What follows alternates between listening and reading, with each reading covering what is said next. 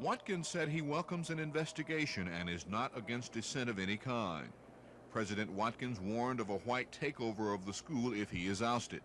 And in his first response to public criticism of his administration, Dr. Watkins reminded the audience that many new buildings and the school's accreditation were realized during his 15 years as head of the university. He didn't answer specific charges made by an alumni group yesterday, but he did comment on general criticisms that have been aimed at his operation of the school. He also talked about the people who are trying to get rid of him. These were his comments. I will say this, with some friends and concerned people, unless they get the facts, and my door stands, the door of the President's office stands open to provide the facts to those who want them. Unless people speak in terms of what they know, this school will need no enemies. And the people who are waiting to take it over will have it brought on a silver platter. Last fall, I asked for unity. Didn't get it. But I think I believe Abraham Lincoln, who said a divided house will not stand. The last 10 years haven't been easy. I'd like them to be reading a nice story of Alabama State. It's your university. Let me say this, and if this seems personal in speaking, because the president is human. I've not been one to run out and to answer this and that and that. I haven't had the time. I've had to carry the ball. This afternoon, I'll be carrying a ball of about $7 million appropriation for this school. And I will tell you that $7 million won't pay the payroll next year. Already our payroll is $7.25 million right now. Let me make one thing very clear. We at Alabama State University expect dissent. The university has moved forward, at least in the last 15 years, on the basis of dissent. Because there were some people who went down the streets, some people who literally went to the jail, some people who thought that this ought to be a better place.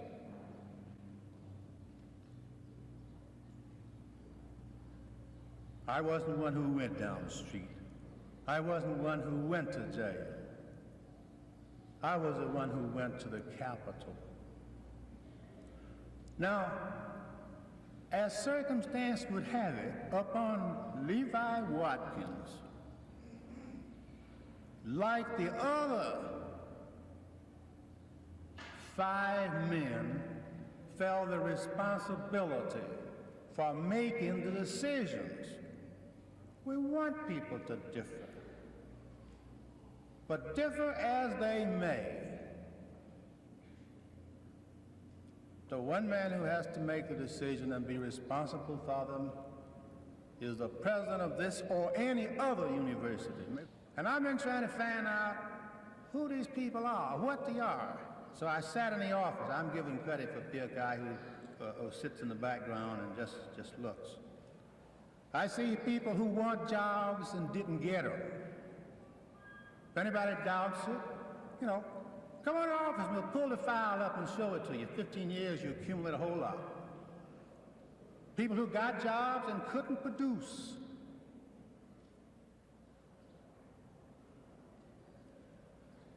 People who want back their rackets that the president had to cut out 15 years ago. I want to thank you for your patience. Thank you for your interest. I would apologize for talking this long, but this is one of the few remaining Founders Day. Thank you. Dr. Watkins' response was unexpected. This is Norman Lumpkin, WSFA TV News on the campus of Alabama State University.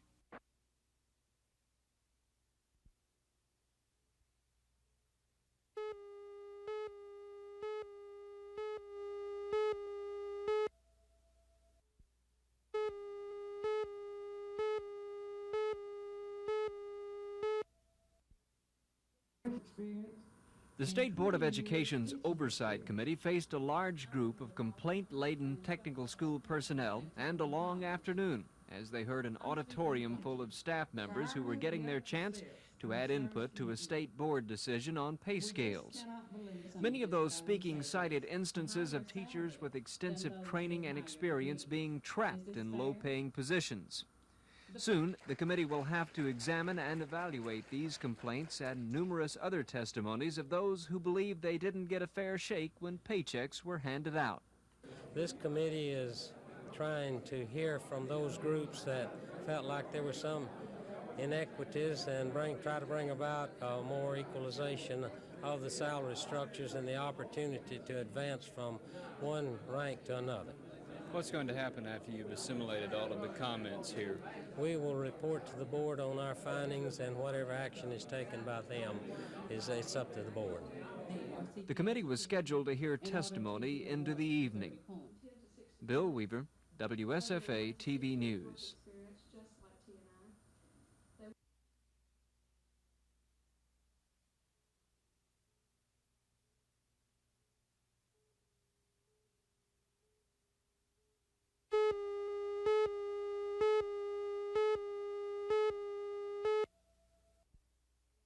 It's not the oldest active flyer in Alabama, but in the United States Armed Forces.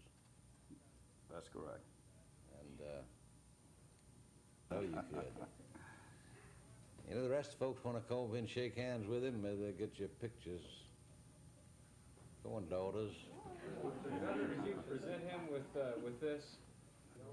And I thoroughly enjoyed serving, and if I had it to do over, I'd do that much more. In fact, I'd like to do another 30 or so.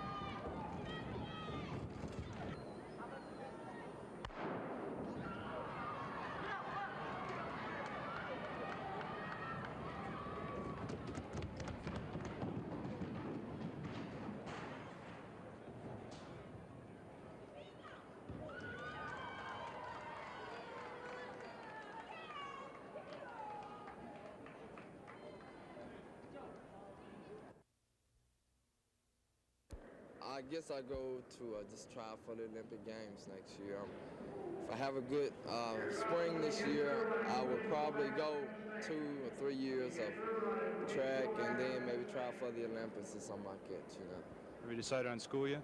No, I hadn't really thought about it, you know, but I will, you know, decide sooner or later. Hey, a lot of folks were worried about you earlier in the year. You had a problem, you were sick. Is that bothering you anymore? Right, I have a real problem of getting sick, certain foods I eat and everything. I just got out the hospital about 3 weeks ago and sort of hurt me in this meet because I was really surprised I done this well. And I wasn't really too much looking forward to, you know, doing as good as I done. But I guess God have a lot to do with it because I'm a great member of the church and I really love to do a lot of things for him, and maybe that he got a lot to do with it. And maybe that's why I got God given ability, you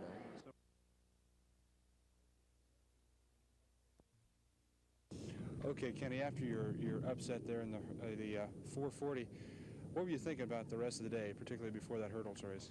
I was just thinking it was my last chance, that 440 was. 440 was your last chance? Yes. I never thought I'd beat Brown. I always said if I beat him out of blocks, I'd beat him. I never thought I'd beat him out of blocks. Because I never beat him out of blocks since I was sophomore. He always beat me out of blocks and after the race. I understand after the semifinals, you didn't even know you were going to run right away. You went back up to the stands. Well, he said it'd be about 10 minutes, so I was planning on sitting down a while and resting. And it was quicker than 10. What exactly happened in the 440? Well, I don't know. It happened so fast. I thought he pushed me, but it happened so fast. I didn't know what had happened.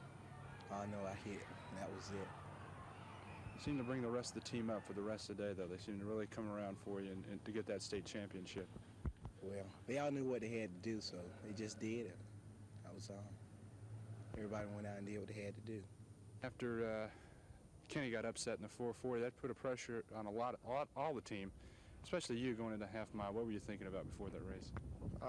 I was thinking about winning, but as a sophomore, I thought I couldn't do it because Stevenson, he has been beating me for the last 2 meets.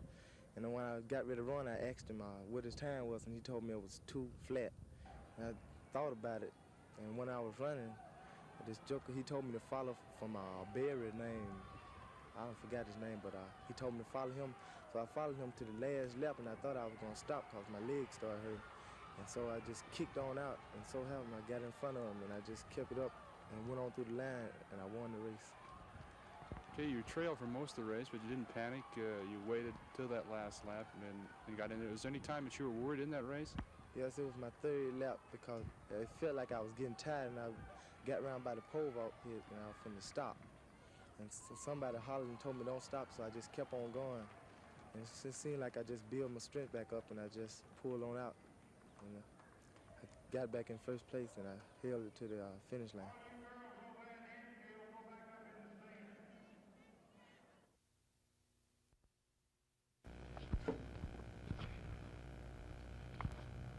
Get yourself an audio check. Hello there.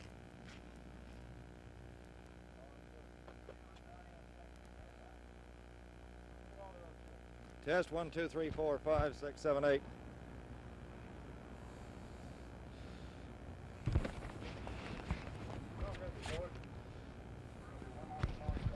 Testing 1, 2, 3, 4, 5, 6, 7, 8, 9, 10. Test 1, 2. Where do you want me standing?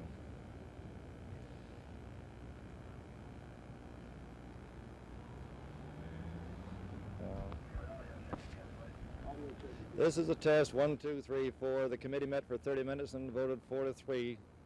Voted out the annexing measure 4-2. Pardon me, there's only 6 members.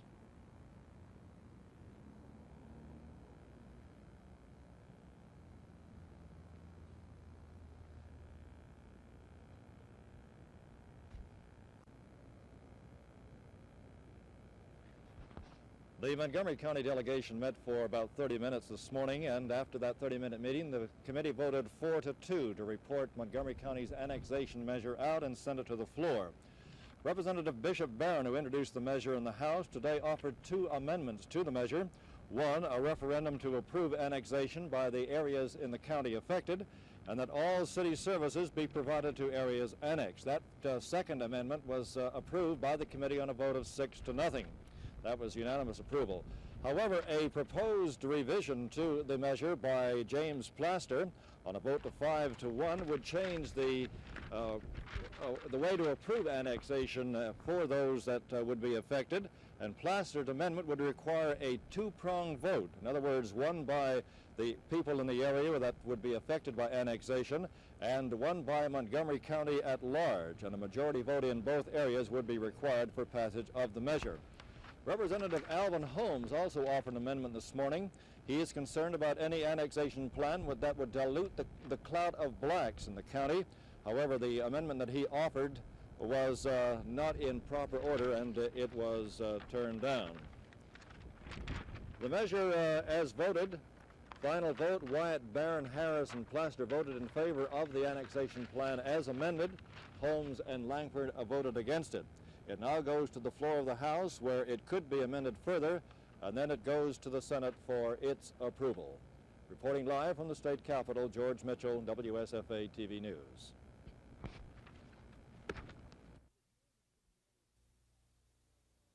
It was more than just another state track meet at Garrett Coliseum. Saturday marked the final appearance of one of the greatest athletes in Alabama high school history. Steve Parker of Athens High School closed out his career with 3 individual state championships and a 3rd place in the long jump. All that despite problems with a still undiagnosed blood ailment.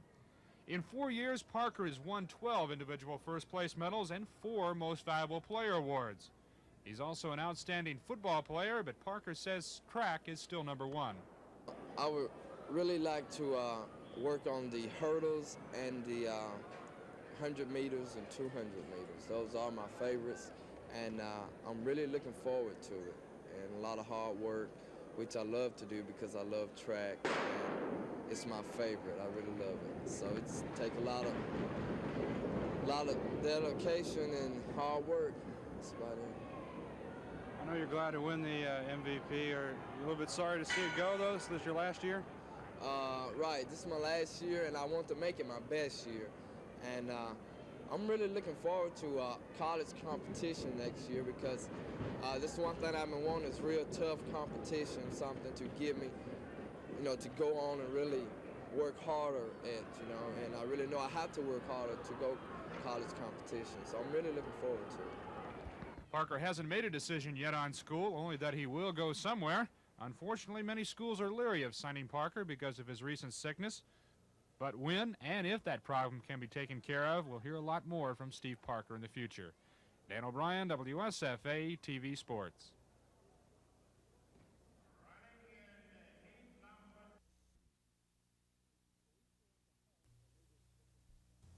Police were at the home of the latest victim this morning, searching for any clue that might help to find the killer.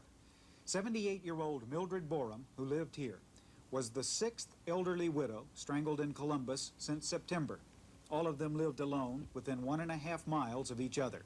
Another widow, 74-year-old Ruth Schwab, was more fortunate this weekend. She managed to sound an alarm after someone entered her home and attempted to strangle her. The attacker fled.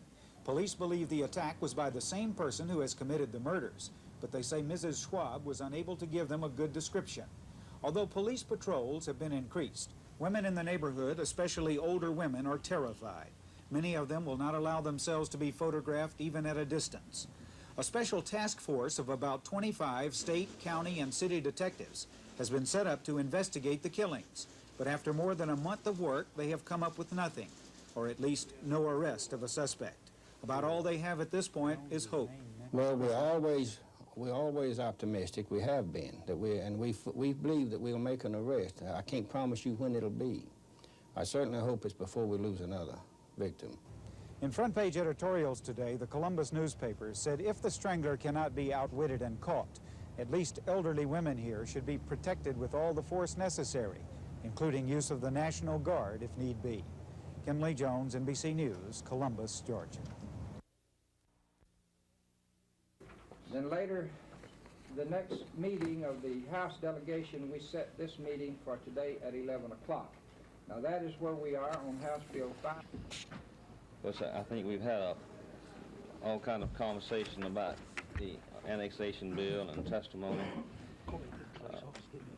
I would submit the bill to the committee as being the ideal way for the city of Montgomery to have planned growth, and to that end, Mr. Chairman, proposed amendments.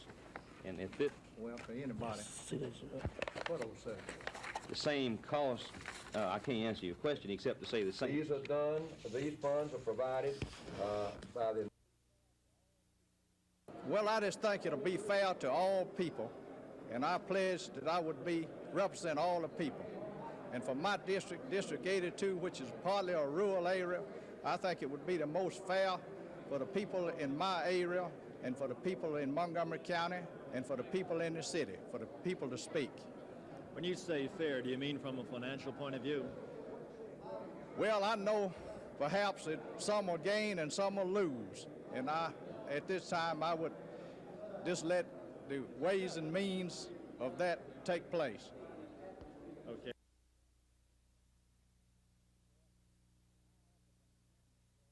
Well, I offered an amendment, George, that would allow and permit only the people in the affected area to vote on annexation. And in the plaster substitute to my amendment, His amendment provides that it shall be voted on by the people in the affected area and must pass that vote, and then it must also be voted on by all of the people in the county other than the affected area and must pass that vote. So I would say his amendment probably makes it a little more cumbersome because it's got to pass 2 now instead of 1. But I still believe if we can get the bill out of the legislature that it'll pass both of those prongs. Only in the affected area, that is outside of Snowden system. This is a loop line that will serve the assessment charges for those. But the regular sewer line from the edge of the property, in other words, if the city provides services down the street and somebody wishes to tap into it. Resolutions being considered for the next couple of days are the recommendations of a special Senate House committee set up under the 1975 Sunset Law. This is the second year of the committee's work, and so far no major state agency has been discontinued. It's been a slow process in both houses. It takes precedence over all other matters facing the legislature. A number of legislators claim the Sunset Committee is unworkable and is costing the taxpayers too much money. That point was made apparent today as Representative Hartwell Lutz gained substantial support for his bill to do away with the committee. Representative Jack Venable raised the question as to whether the committee was properly constituted. And House Speaker Joe McCorquodale said the law has never been carried out as directed, and this week's action may be futile. The resolutions determining the future of some state agency is considered by many to be a stalling function to avoid getting to more important but controversial matters. Members of a joint legislative committee have been summoned to appear in Montgomery Circuit Court this Friday over the parking spaces dispute. Mayor Emery Fulmer warned the legislature he would file suit if 27 parking spaces the legislature claimed from the city were not relinquished.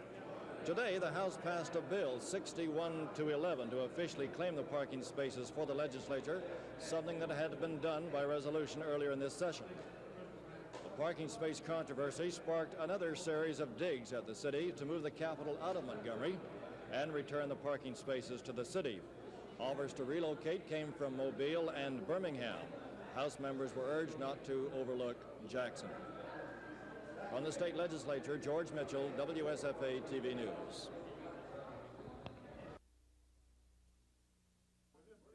One by one, approximately 25 Tuskegee police officers went before the mayor and city council, and each was asked if they knew of any officer on the Tuskegee police force who was involved in illegal activity. Each man or woman was asked if he or she was personally involved in illegal activity.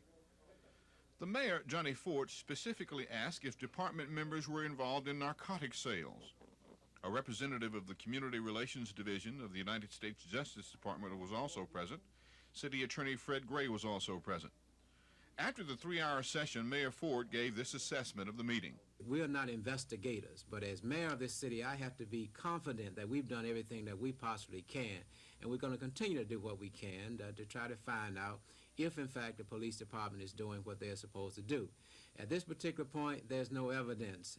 They did not give us any concrete evidence here tonight that they were.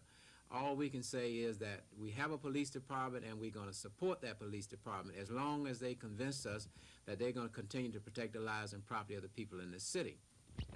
Do you feel that it's necessary to call in any outside agency to investigate your department here in Tuskegee? Let me just say this, that outside agencies are in business to do that very kind of thing. We're taxpayers here in the city of Tuskegee, so yes, we are going to ask some outside assistance because in many instances outside assistance can be more objective perhaps than those of us who are so closely situated with the situation. There's nothing wrong with, we don't have anything to hide in this city or in our police department. If there is something to hide, then I want to know about it. So we shall be relying upon outside assistance as well as doing the best that we can as local officials to make sure that things are moving properly. May I ask you this, Mayor? Could you tell us who you were going to call in and when? Well, that would not be appropriate because the various investigatory agencies wish for us not to make it a public issue. After the 3-hour session, Mayor Ford told the officers he had confidence in them and would support their efforts. A Wednesday night meeting between officers and the city council was announced before this one adjourned.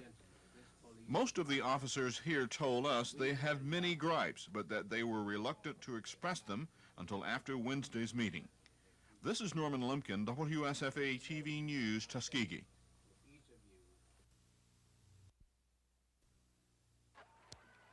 The largest crowd ever to attend a basketball game at the Louisiana State University Assembly Center was on hand, 14,551, to watch the rematch between #1 Kentucky and unranked Louisiana State University.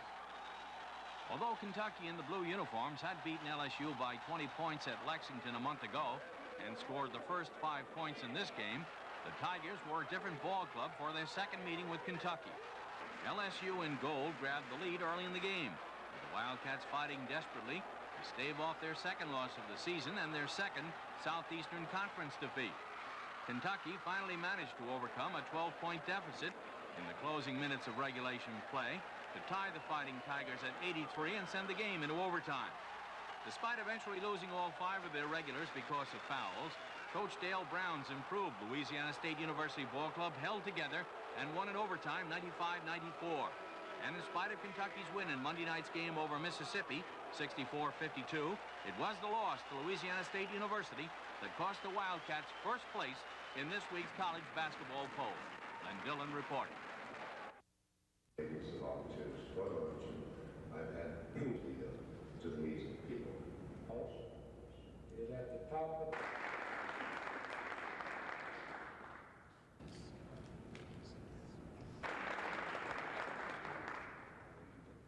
Thank you, Mr. Hurley.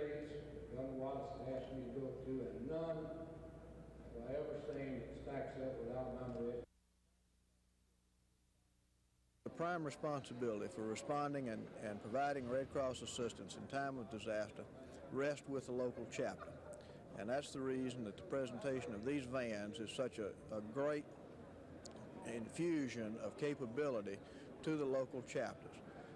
When disaster strikes, usually in the middle of the night, when it's raining and cold, it's necessary to send the volunteers and the paid staff out in vans and vehicles to locate those needing assistance and begin the process of providing those immediate assistance items that we mentioned a minute ago. Now, the fleet of vans that you have today, what does this bring the total number to?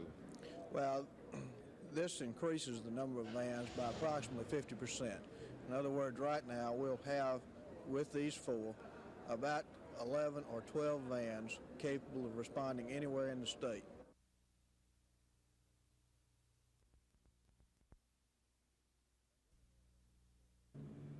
Montgomery Mayor Emery Fulmer, named as one of the defendants in the class action suit, told the court that searches were conducted after he vetoed a plan in November of last year to make mass arrests on the Civic Center floor, that he rejected a plan by Police Chief Charles Swindle because he feared it would cause a melee. He said Public Safety Director Alvin Gillum recommended patrons be stopped at the door before entering. Fulmer said he did not seek an attorney's opinion before he authorized a search plan, that it was his best judgment as mayor he do something about bringing a stop to the use of controlled substances and the illegal use of alcoholic beverages by minors at the Civic Center during rock concerts. Attorney for the plaintiff, Howard Mandel, asked the mayor, "Have you made a decision to make similar searches in the future?" Replied Fulmer, "We have no policy to follow." Asked Mandel, "Do you approve of the method used to search people?" Replied Fulmer, "There might be some modifications, like some language on the ticket that a patron submits to being searched or will be required to leave the Civic Center." Under questioning by his attorney, the mayor was then asked how many complaints he received to warrant such search action. Replied the mayor, "Complaints before becoming the mayor, and many that there had been trouble at the Civic Center after I became mayor." Later, an official complaint was received from the state ABC board that minors were receiving illegal alcoholic beverages. The sale of beer at all rock concerts after that, he said, have been forbidden. Plaintiffs in the suit are Richard Gianni of Millbrook and Jerry Shires of Montgomery, who are among the more than 4,000 patrons who attended the December 29th rock concert when 48 arrests were made on drug and alcohol-related charges. Gianni and Shires were not arrested, but were searched, they said, for contraband as they entered the Civic Center. Charles Kinsall, the director of the Civic Center, told the court beer is no longer sold where young people are dominant, but there are no public guidelines prohibiting smoking at concerts, making it difficult to control the possible use of marijuana. At midday, attorney Bobby Black asked the court to dismiss the case.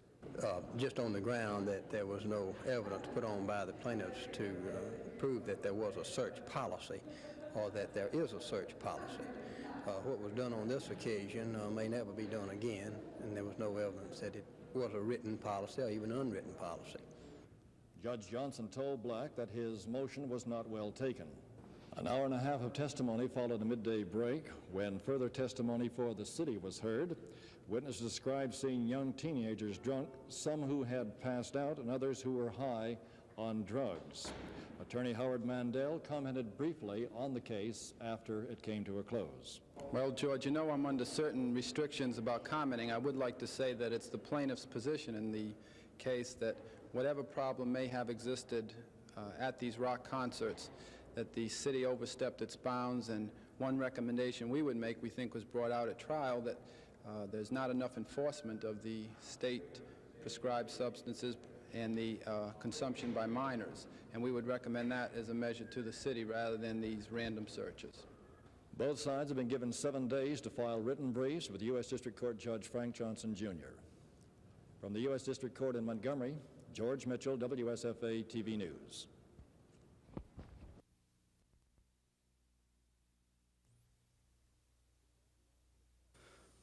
The truck belonged to the Par Gas Company out of Alexander City.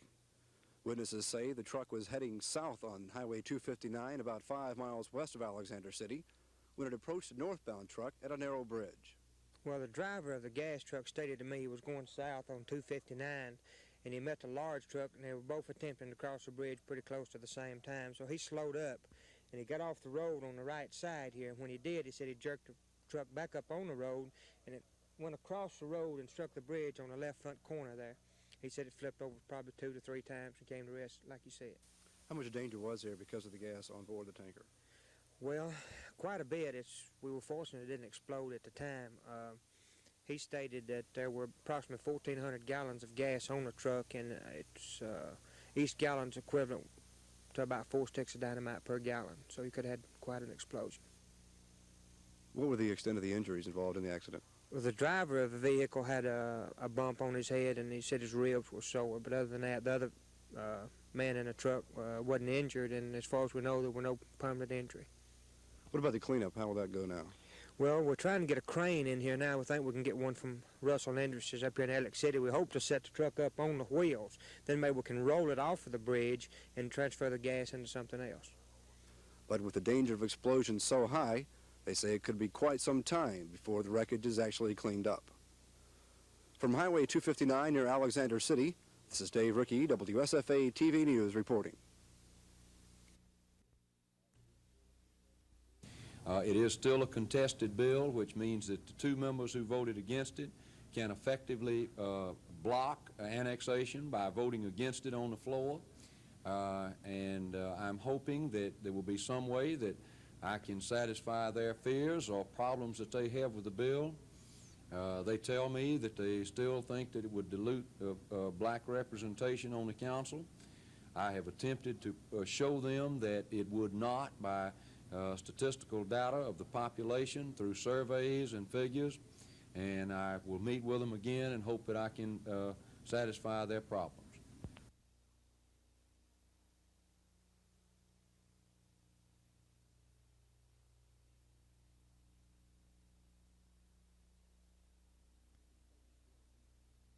Expected the bill to come out of committee as it did.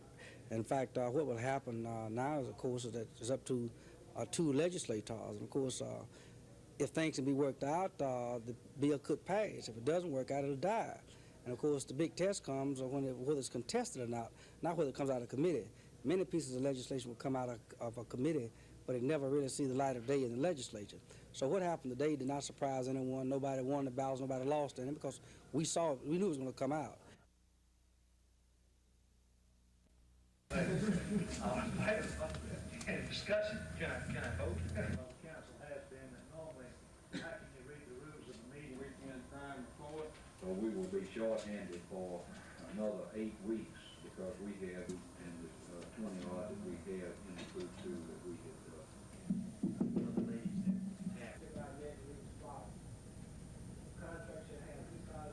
It'll give them a right.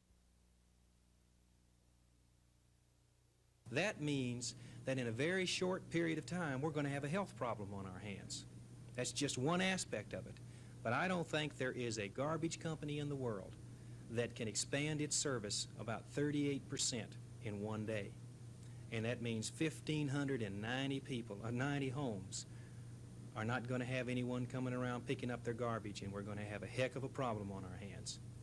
The second aspect that really concerns me is that I don't want to, and I believe now with all my heart that nobody else on this council wants to get in the business of deciding who does and who doesn't conduct business in the city of Montgomery and its environs.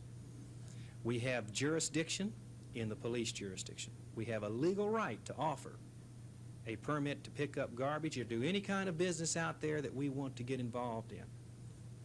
So I think that next Tuesday night you'll see this council vote to amend the ordinance to put back in the points that speak to this question. Tonight, 2 council members voted to carry it over till next week. Any idea why? I think that they made a commitment to the franchisee and his representatives that they would give them another week to try to sway the rest of the council to see the situation their way. I don't think it's anything other than that.